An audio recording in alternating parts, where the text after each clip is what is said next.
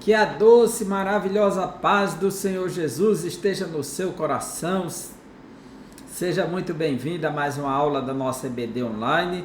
Hoje vamos estar estudando a lição de número 3. Esse grande tema aqui, a natureza da igreja.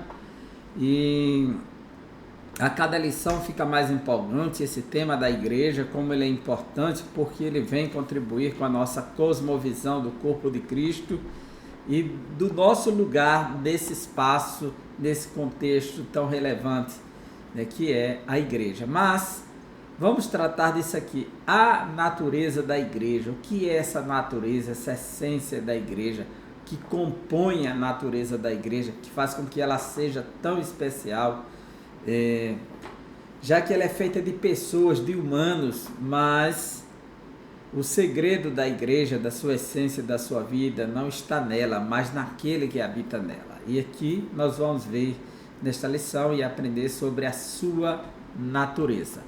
A nossa lição ela está dividida em 3 capítulos e cada capítulo tem um objetivo. O primeiro é destacar a natureza bíblica da igreja, fundamentada na doutrina dos apóstolos e conduzida pelo Espírito Santo.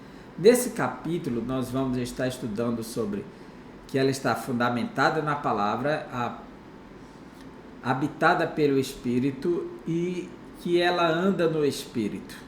Então, são os 3 pontos do primeiro capítulo a ser estudado.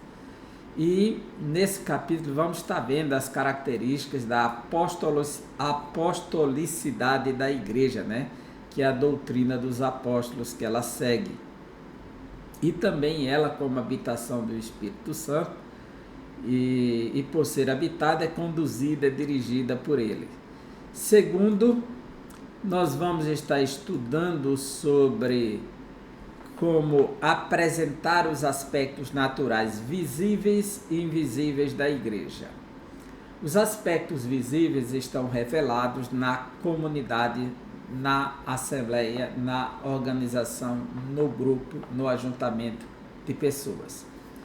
Já os aspectos invisíveis, nós vamos estar vendo, e isso está dividido, esse capítulo 2, no local, a igreja no aspecto local e visível, que é a comunidade, a denominação, onde ela se reúne, onde ela está, como ela é reconhecida, e as particularidades, que seriam justamente aquilo que torna ela tão singular, as suas particularidades. E isso nos mostra que a igreja local, ela como expressão na comunidade, que a igreja é universal e ela pode ser representada no aspecto local. Ela tem particularidades que não se repetem em outras comunidades. Então, seja no âmbito do erro ou das virtudes, do acerto. E ela, no seu caráter universal, como a igreja una e invisível, porque não pode ser vista, determinada a partir do olhar humano, mas ela é universal porque ela está espalhada pelo mundo e ela é conhecida e reconhecida pelos céus, porque ela está dentro da escolha da nova aliança, está habitada pelo Espírito, e o Senhor conhece os que são seus pelo selo que ele colocou sobre a sua igreja. Então, esse capítulo 2. O capítulo 3, nós vamos estar estudando, vamos elencar ou esclarecer a unidade da igreja, como é que ela mantém a unidade para ser una. E essa unidade da igreja como aspecto central que revela a sua identidade cristã neste mundo. Quer dizer, a igreja de Cristo ela tem unidade. E isso revela as características da sua identidade nesse mundo. Será que estamos vivendo essa unidade? Será que estamos de fato representando essa identidade, tornando clara a identidade cristã e de igreja pura, genuína, verdadeira? Então, essa lição ela vem com esses desafios para nós, com essa reflexão.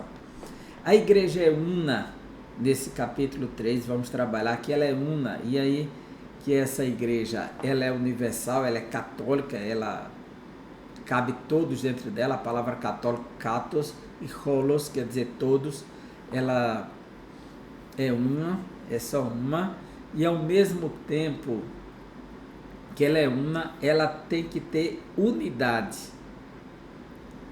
no seu interior. E unidade é diferente de diversidade na unidade. Então ela é diversa enquanto é uma ao mesmo tempo. Diversidade na unidade. E como é que se faz essa diversidade? Através dos povos, das culturas, aonde a igreja estiver. Então, ela está espalhada pelo mundo. Então há uma diversidade na igreja, mas há uma unidade. O que centraliza a igreja é a cruz. E vindo ele, evangelizou a paz, e por meio da cruz ele fez um só homem, uma nova criação, Efésios 2, né? Então é Cristo o ponto central, é o seu sacrifício que constrói essa unidade da igreja. Bem, a nossa lição ela começa com um texto áureo dizendo: porque assim como o corpo é um, não podemos pensar num corpo fatiado, num corpo fragmentado. O corpo será sempre um, né? O corpo é um, então não tem como, não há divisibilidades no corpo. Há identificação de partes com funcionalidades diferentes. Isso aqui é mão, mas a mão ela está conectada a todo o corpo, né? E o que a mão faz é determinado pela cabeça. Então Cristo é o cabeça da igreja, é o cabeça do corpo, e é ele que determina o que o corpo faz. Porque assim como o corpo é um e tem muitos membros, você for olhar a orelhas, os olhos, nariz, boca, mãos, e às vezes há aquela divisão básica, cabeça, tronco e membros, né? Assim como o corpo é um e tem muitos membros, e todos os membros, sendo muitos, são um só corpo. E todos os membros, sendo muitos, formam um só corpo, não tem para onde ir. Assim é Cristo também no aspecto de igreja, né? Assim é Cristo também. É o seu corpo. Então, esse mesmo texto, capítulo 12, versículo 12 de 1 Coríntios, porque assim como o corpo é um e tem muitos membros, e todos os membros, sendo muitos, constituem um só corpo, assim também com respeito a Cristo. Então não tem para onde ir, só existe um corpo, e esse é o de Cristo. Ele é o cabeça da igreja. A verdade prática nos diz: conhecendo a igreja em sua natureza, nos conscientizamos da importância de fazer parte dela. Quanto mais conhecemos a igreja e a sua natureza, mais nos identificamos e nos apegamos, porque a consciência de saber quem somos, aonde estamos e o que devemos fazer é muito importante, porque isso determina os nossos passos, o nosso destino, o nosso trajeto. Então, a consciência de igreja, de parte da igreja, de partícipe de um corpo que é uno, que é múltiplo, que há diversidade em unidade, então isso é muito enriquecedor. A nossa introdução nos diz, de forma clara e precisa: o estudo sobre a natureza da igreja deve analisar aquilo que ela é em essência. A natureza diz respeito à essência da igreja, à substância da igreja. O que define uma igreja genuinamente cristã? Temos que saber, né? Jesus disse que vocês serão conhecidos como meus discípulos se amarem uns aos outros. Então, o amor é uma das maneiras de identificar quem é um cristão genuíno, seguidor de Cristo, e aí está sendo a igreja. Evidentemente que há muitas características que mostram o que é uma verdadeira igreja. Não é simplesmente eu sou uma verdadeira igreja, né? Nós vimos uma grande polêmica nas últimas semanas no Brasil, né, por conta de uma denominação que foi classificada por seita, e aí vem a defesa, não somos seitas, você é, nós não somos. Começou aquele conflito, é ou não é? Mas se você estuda uma igreja por dentro, logo saberá, porque o que define o que é uma igreja genuína não é o que os outros dizem sobre ela, o que ela diz sobre si. Então, o que ela confessa, o que ela professa, determina o que ela é. Contudo, para nosso propósito aqui, trataremos apenas de algumas delas, de algumas características. Então, nesta lição, veremos que uma igreja genuinamente cristã é confessional, ela confessa os princípios apostólicos, ou seja, ela se fundamenta na palavra de Deus, ela confessa a palavra de Deus. Tem uma dimensão local e universal, quer dizer, ela está no local, mas ela entende que ela não é única, ela é universal. Ou seja, ela existe tanto na forma visível como invisível. Que no momento que uma estrutura, uma denominação, um grupo chega e se fecha e diz: nós somos a única igreja, nós somos a igreja verdadeira, o resto é falso, logo ela está sendo falsa nessa própria afirmação. Porque ela não pode fazer essa afirmação. A afirmação é que ela é parte de um corpo maior, universal. E finalmente, a igreja genuinamente cristã é una, ela tem que ter unidade, ser uma só. Isto é, não é dividida, pois sem unidade não há igreja. E o apóstolo Paulo, quando ele escreve aos Efésios para mostrar como Deus formou a igreja através de judeus e gentios, ele diz assim, versículo 4, capítulo 4, versículo 4: há somente um corpo, já fica claro, só existe um corpo, e um Espírito, não tem 2 Espíritos Santos. Como também fostes chamados numa só esperança, não tem 2 esperanças, da vossa vocação. Há um só Senhor, só tem um, que é Jesus. Uma só fé, um só batismo, um só Deus e Pai de todos, o qual é sobre todos, age por meio de todos e está em todos, seja judeus, seja gentios, seja no mundo onde estiver, faz parte do mesmo grupo, do mesmo corpo, da mesma unidade.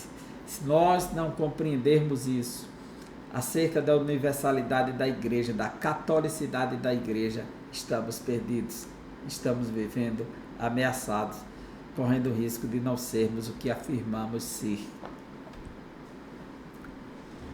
Bem, a natureza da igreja na sua dimensão confessional. Aqui é um aspecto muito importante, porque a igreja está fundamentada na palavra.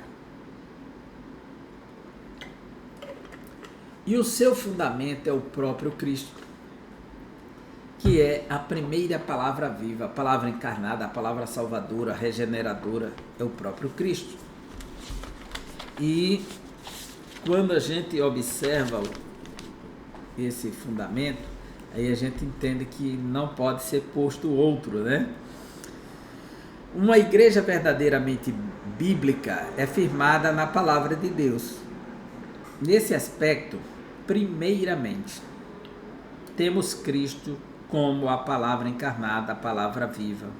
No princípio era a palavra, Jesus é a palavra que se humanizou, isto é, Deus feito homem.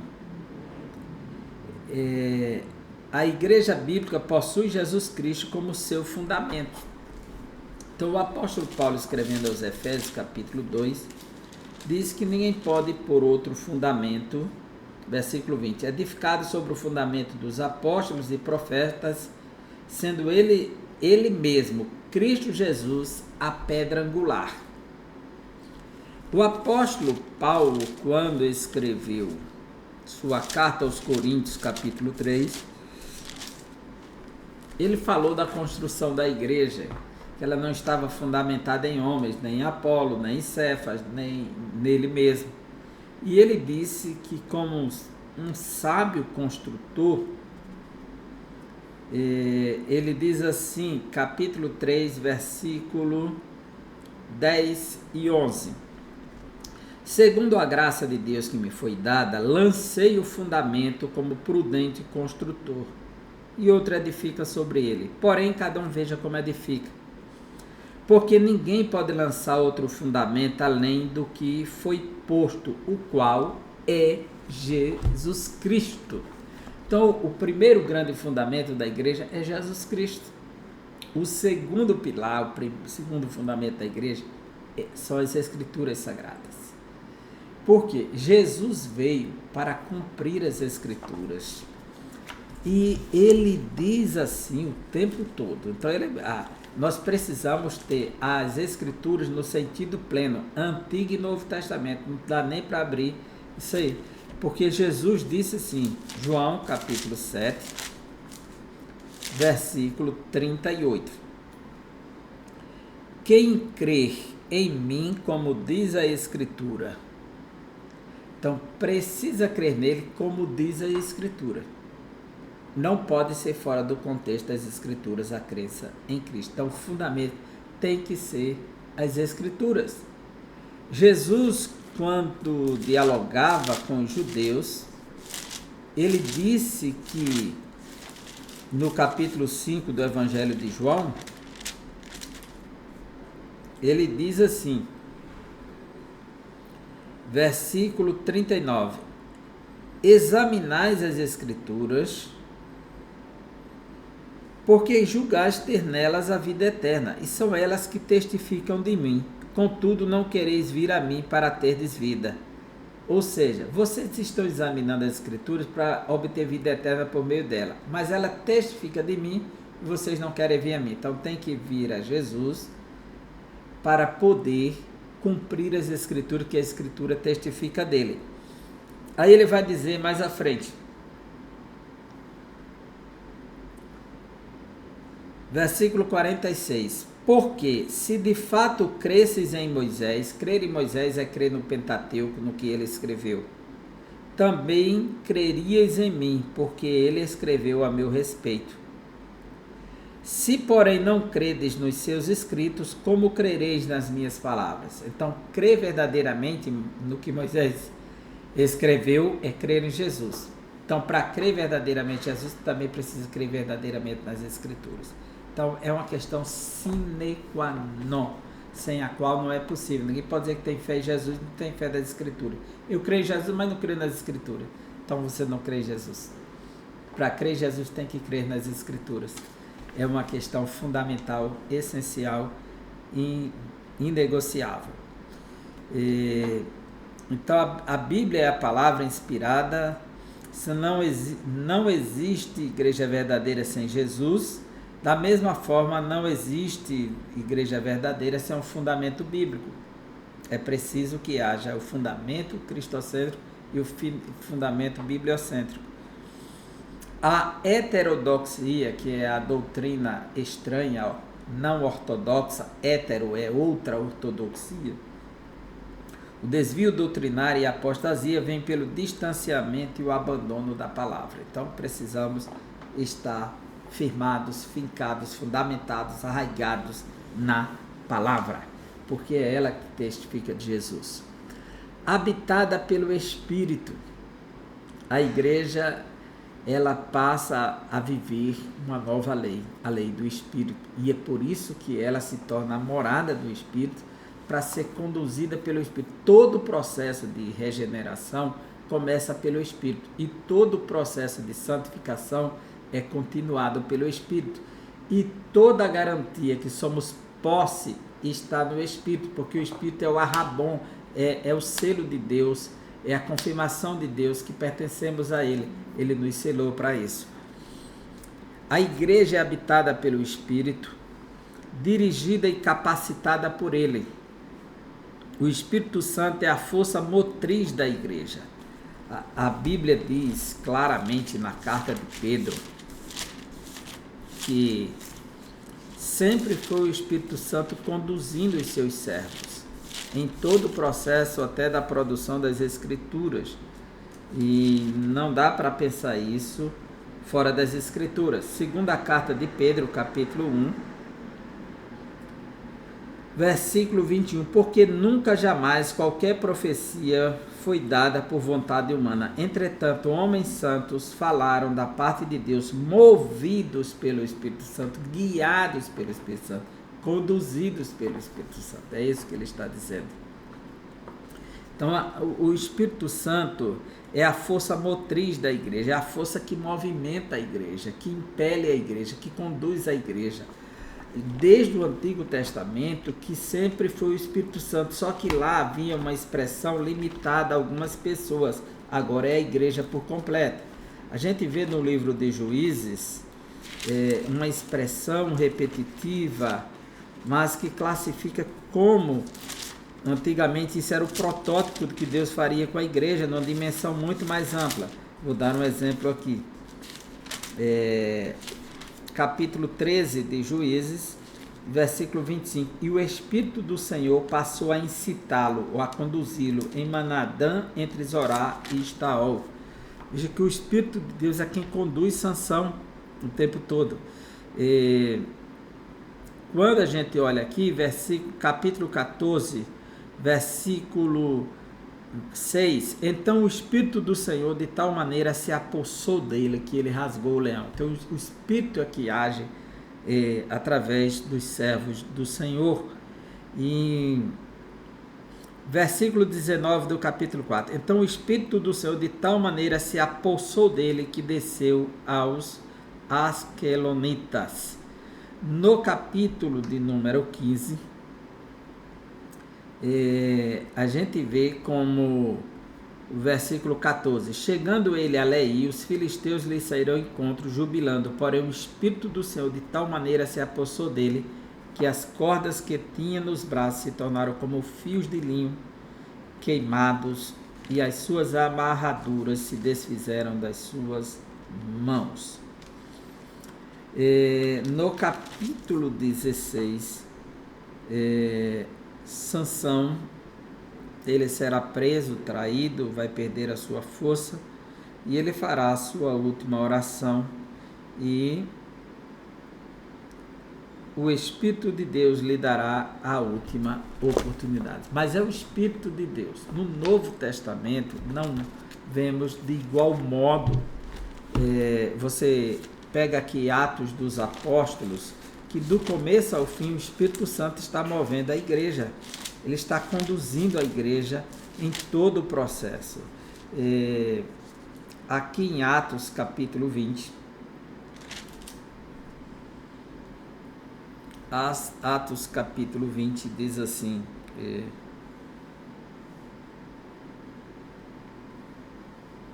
Atos capítulo 20,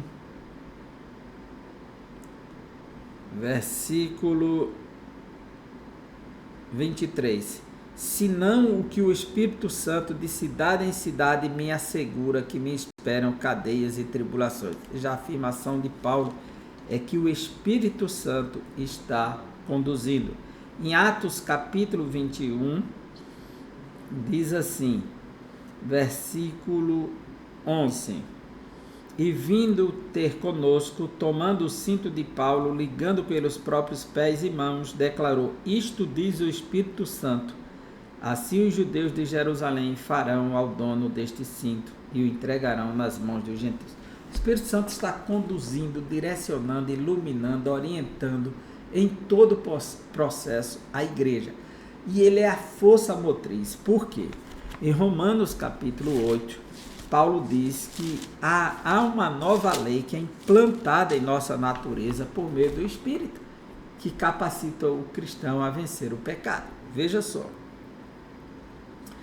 Romanos 8, 1 e 2. Agora, pois, já nenhuma condenação há para os que estão em Cristo Jesus, porque a lei do Espírito da vida em Cristo Jesus te livrou da lei do pecado e da morte. Então, a lei do Espírito é a nova lei. No capítulo 7 ele fala de 5 leis. E aqui, aliás, 4 leis. A quinta lei seria essa que está no capítulo 8, que é a lei do Espírito que dá vida, que ajuda a vencer o pecado. Então, o Espírito, ele habitando na igreja, é o Espírito quem convence o ser humano do pecado, da justiça e do juízo, conforme João 16, 8 a 11. É o Espírito Santo quem produz a obra da regeneração. Quando o evangelista Lucas diz que o Senhor abriu o coração de Lídia em Atos 16, a vendedora de púrpura, aí vemos uma obra poderosa do Espírito Santo trazendo convencimento para a salvação. É isso que ele está agindo sempre nos corações, nas mentes, nas vidas. Se ele não for lá para convencer o ser humano do pecado, da justiça, quem poderá convencer? Se as palavras não forem conduzidas pelo Espírito aos corações, como poderá acontecer? Quem faz parte da igreja anda no Espírito. Então ele vive pela lei do Espírito. Quando alguém responde à mensagem da cruz, o Espírito de Deus produz nele a certeza da salvação. Ele passa agora a clamar Abba Pai. Ele tem essa convicção, conforme Romanos 8, ele expressa que essa convicção, o próprio Espírito testifica com o nosso Espírito que somos filhos de Deus, então é certeza de salvação. Agora regenerado, o cristão passa a andar ou ser dirigido pelo Espírito Santo. Romanos 8,14. Pois todos que são guiados pelo Espírito de Deus são filhos de Deus. Então, se for filho de Deus, tem que ser guiado pelo Espírito de Deus. Não tem meio termo aqui. Então, sem o Espírito, a igreja seria inoperante. Ela não poderia operar nada. Seria apenas um corpo sem espírito, sem alma, né? Ou uma alma sem corpo. O fracasso na vida espiritual está no fato de não andarmos na esfera do Espírito. Então, que o Espírito e a carne estão em guerras constantes. Então, quem anda na carne não pode agradar a Deus. O Espírito, portanto, habita o crente, capacitando. Sem capacitação do Espírito, a igreja é inoperante e perde a sua essência. Então, a igreja... Então, podemos dizer que a igreja jamais perderá a sua essência, porque a igreja é a igreja. Agora, cristãos no meio da igreja podem perder a essência. Agora, a igreja não. A natureza da igreja nas suas dimensões local e universal. Pensando a igreja como comunidades, como ajuntamentos, como fragmentos de um corpo maior, partes de um grande corpo, né? Então ela tem a sua dimensão local e a dimensão universal. Na dimensão local ela é visível, porque ela é vista. Eu faço parte de uma comunidade, eu conheço as pessoas me conhecem, mas o selo da autenticidade é dado pelo Espírito e é conhecido por Deus, que ele conhece os seus pelo selo, né? Então, na dimensão espacial, biblicamente podemos falar da igreja em relação à sua dimensão espacial, está no espaço. Isto é, em relação ao local ou espaço geográfico, né? Ela pode ser vista e sentida. Nesse aspecto, a igreja existe localmente.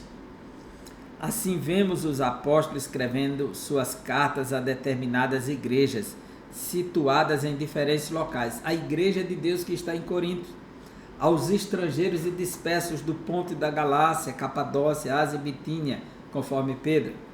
Nesses textos vemos as escrituras se referindo à eclesia, ou seja, a comunidade de crentes situadas em diferentes locais.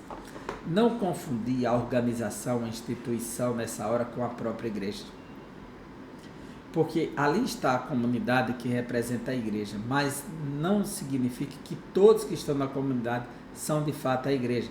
Às vezes tem pessoas que estão fazendo parte da nossa comunidade que gostam da nossa cultura, do nosso estilo, da nossa música, gostam da socialização, de estar junto, mas não tem a regeneração, o novo nascimento, tem uma vida privada totalmente antagônica ao Evangelho, contraditória ao Evangelho, mas participa de comunidades e às vezes vive uma vida camuflada.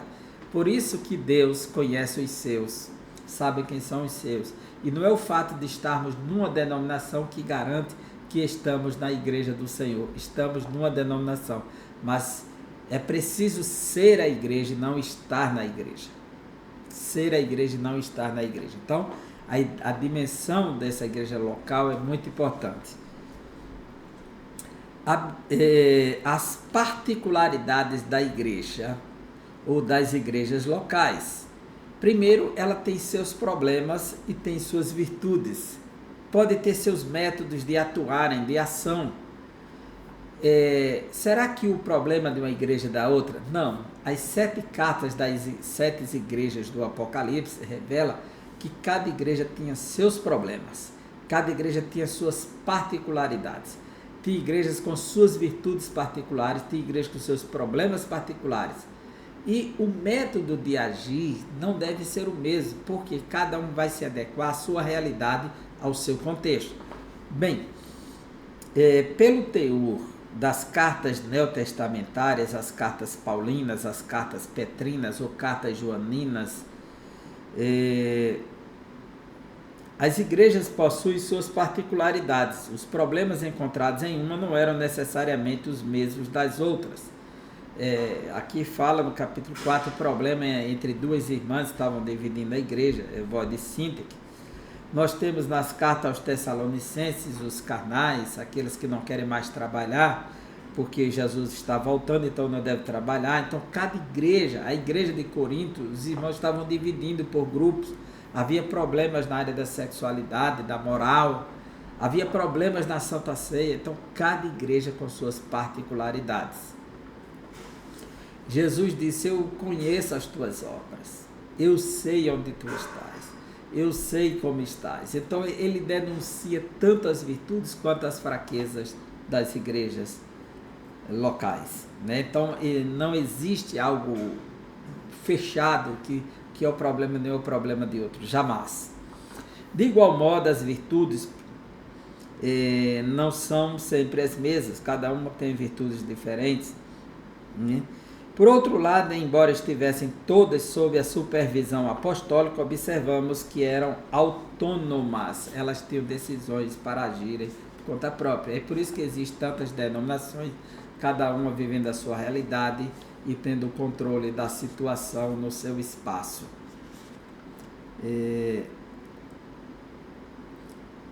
Observamos que eram autônomas em uma em relação às outras. Assim, possuíam sua dinâmica própria. Um método que funciona em determinada igreja pode ser inadequado para outra igreja. Não adianta insistir que adotar um método aqui querer levar para todas as igrejas, ou dizer que Deus me revelou um método novo, como aconteceu com o G12, para evangelizar o mundo, os métodos de células que foram surgindo os primeiros, mas não funciona. Cada igreja tem que vivenciar a sua realidade, e a realidade da igreja é definida pelo seu contexto histórico, cultural e espacial. Ela é universal e é invisível. Universal porque ela está no mundo todo. Essa igreja, ela não se limita ao espaço, ela está no mundo todo, e ao mesmo tempo ela é local, ela é representada.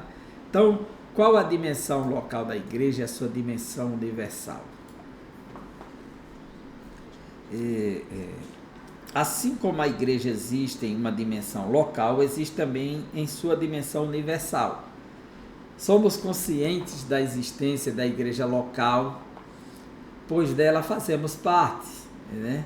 Tem gente que acha que para ser igreja é preciso não ter o nome, que se tiver um nome denominacional não é igreja. Eu vi essa crítica por membros da igreja local, do localismo, de Dong Yulan, do próprio Dong Yulan fazendo essa crítica, que era uma vertente da igreja local de Witness Lee, pensando que igreja não é um nome, como se a ausência de nome determinasse a natureza da igreja, a realidade da igreja. O nome de uma instituição no local é apenas uma forma de representar. Imagina uma igreja com o nome Assembleia de Deus, dizendo que pertence a Deus, Senhor e Rei, uma igreja dizendo a igreja da graça, a igreja mundial do poder de Deus, a igreja ligada ao conceito, que está ligada ao próprio Deus. Então, isso seria uma tolice, uma ignorância sem precedentes, questionar essa dimensionalidade da igreja. Então, a igreja local que fazemos parte dela. Contudo, nem sempre é fácil se dar conta do aspecto universal da igreja. Você pensar que está numa igreja local, mas saber que é parte de uma igreja universal e que as igrejas co-irmãs fazem parte da mesma dimensão. Então, a igreja não está limitada ao espaço geográfico ou físico. Assim, a igreja universal é invisível, é formada por todos os cristãos regenerados que estão em todos os lugares e por aqueles que já estão também na glória, né? Conforme Hebreus 13, 23, a igreja universal dos primogênitos que já estão nos céus, não se limitando somente à dimensão terrena. Então a igreja, alguns até dividem a igreja triunfante, aquela que já está na glória, e a igreja militante que está lutando aqui na terra. Mas não duas igrejas, mas aspectos da igreja, não se limitando somente à dimensão terrena. Aqui é importante se diferenciar a igreja de denominação. A denominação ela não pode ser classificada como a igreja em si, mas a representação, o nome jurídico, o nome de reconhecimento de público que ela assume. Numa cidade, por exemplo, pode haver várias denominações, contudo, somente há uma igreja. Quer dizer, eu estou rodeado de igrejas, cada um com nome, mas a igreja do Senhor deve ser uma só. Quando uma denominação pensar que ela é melhor do que outra, que ela está numa posição melhor do que outra, que ela é de fato a igreja de Cristo, então essa já é uma tendência sectária e egoísta, né, que não corresponde ao ser igreja. Então, mas existem certas picuinhas e resenhas por conta dessas questões denominacionais, mas são pecados dos homens, não de Deus nem do Espírito Santo. E aí mostra a pecabilidade da igreja, mostra a fragilidade da igreja como povo, como pessoa.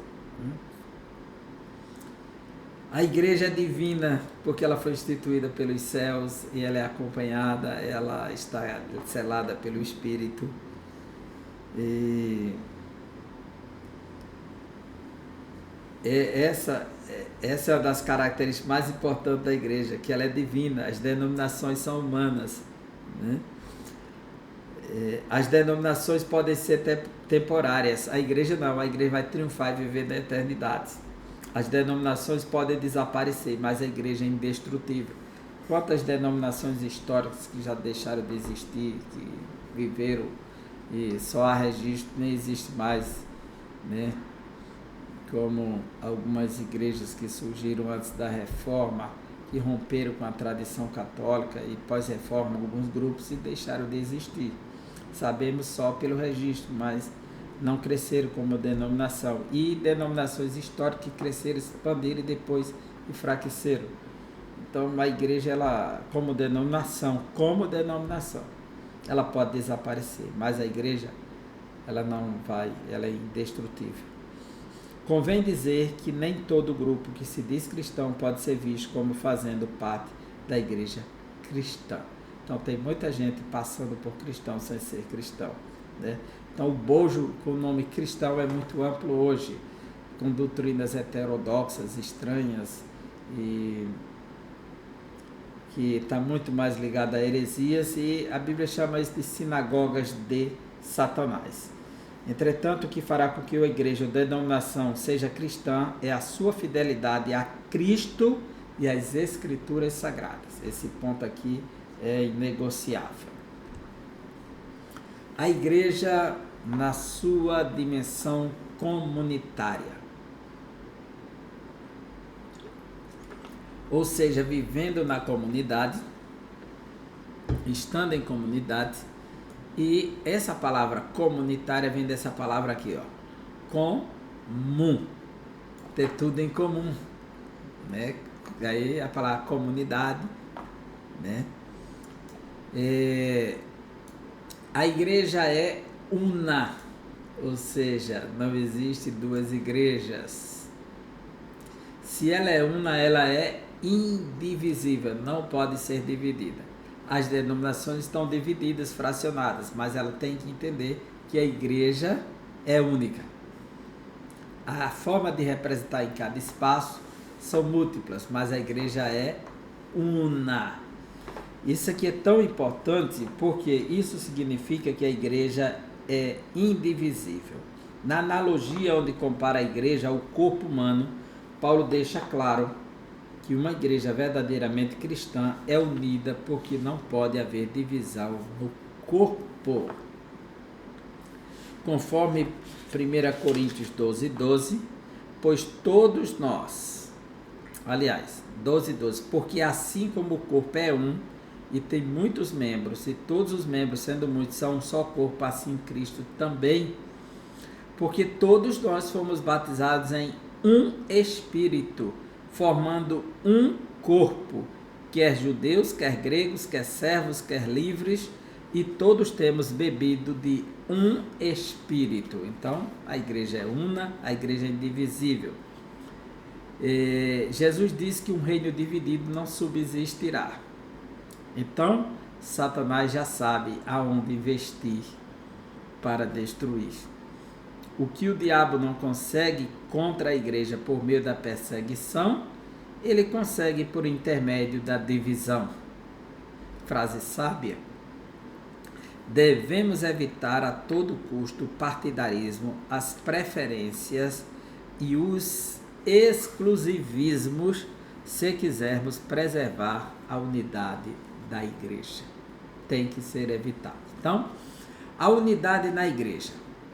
Esse é o grito do apóstolo Paulo, esse é o desejo que deve ser o nosso desejo, o desejo de cada cristão, e também o chamado é efetivação, o desejo de Paulo. Paulo escreveu à igreja de Filipos: completai o meu gozo para que sintais o mesmo, tendo o mesmo amor, o mesmo ânimo, sentindo uma mesma coisa. Veja só, quando Paulo escreveu aos Coríntios, capítulo 1 da carta aos Coríntios, ele nos diz assim, capítulo 1 da carta aos Coríntios, versículo 10, rogo-vos, irmãos, pelo nome de nosso Senhor Jesus Cristo, que faleis todos a mesma coisa, e que não haja entre vós divisões, antes sejais inteiramente unidos na mesma disposição mental e no mesmo parecer. O que Paulo está fazendo é lutando, revelando o seu zelo pela unidade, e da mesma forma que cada crente deve buscar isso. Então, o zelo pela unidade, isso aqui é uma proposta que precisamos defender. Diversidade na unidade. Chegamos ao último tópico da lição, do último capítulo, diversidade na unidade. Unidade de essência. Isso reverbera o anseio de Jesus pela unidade dos seus discípulos em João 17, quando ele ora pela unidade, para que sejam um como ele e o Pai é um só. Ali há o que os teólogos chamam de unidade de essência. Essa unidade de essência que leva a Trindade a agir simultaneamente. Na Trindade, o Pai, o Filho e o Espírito Santo são pessoas diferentes, distintas, com a mesma essência, possuindo a mesma substância e um só propósito, ou seja, é uma pericorese, uma atividade sincrônica de pessoas distintas. Da mesma forma, os cristãos devem buscar esse tipo de unidade. Nesse aspecto, unidade não é uniformidade, não é a mesma forma. As formas são diferentes de cada um, mas a unidade é uma só. Então, unidade não é uniformidade. Único e forme, que é forma, única forma. Não tem uma só forma. Não. Assim como o Pai, Filho e Espírito Santo têm formas diferentes, mas a substância é a mesma. A unidade é uma só. O propósito é um só. A dimensão e a visão devem ser um só. Somos diferentes, diversos, temos temperamentos distintos e maneiras diferentes para fazer as coisas, mas, mesmo assim, somos um em Cristo Jesus para perseverar no mesmo alvo. Por isso que não podemos exigir que A igreja que não segue o nosso padrão, o nosso estilo, não está no corpo de Cristo, nem é a igreja de Cristo. Que às vezes queremos dar uniformidades ao corpo de Cristo. Queremos que os membros sejam de um só formato, mas não é. Olha, a nossa mão, os nossos dedos são diferentes uns dos outros, né? Então não tem como. Não existe uniformidade, existe unidade. Por fim, chegamos ao final de mais uma lição bíblica, a qual aborda a natureza da igreja. A igreja tanto é divina quanto é humana. Vimos que não é possível nos referirmos a uma igreja como sendo cristã se determinadas marcas ou características não estão presentes nela. E essas marcas são os fundamentos. O fundamento cristocêntrico, o fundamento que é Cristo, e o fundamento bibliocêntrico, a Bíblia como centro, a base de tudo, né? Destacamos aqui que a igreja local deve estar fundamentada na palavra, habitada pelo Espírito Santo. Se ela for igreja e ela está na palavra, ela é habitada, não tem como não ser. Só é a igreja que é habitada pelo Espírito Santo. A igreja também existe tanto local como universalmente. É a questão das comunidades que às vezes estão representadas nas denominações. Não está limitada nem pelo tempo nem pelo espaço. A igreja, ela pode estar em todo lugar, no mundo todo. Ela existe para eternidade. A igreja não tem fim. Ela tem a promessa da ressurreição, do triunfo em Cristo Jesus. E aqui finalizamos mais uma aula, desejando todas as bênçãos de Deus para você e para seu ministério. E nos encontramos na 4ª lição para estudarmos a igreja e o reino de Deus. Que tema importante. Te aguardo lá, um grande abraço, que Deus abençoe.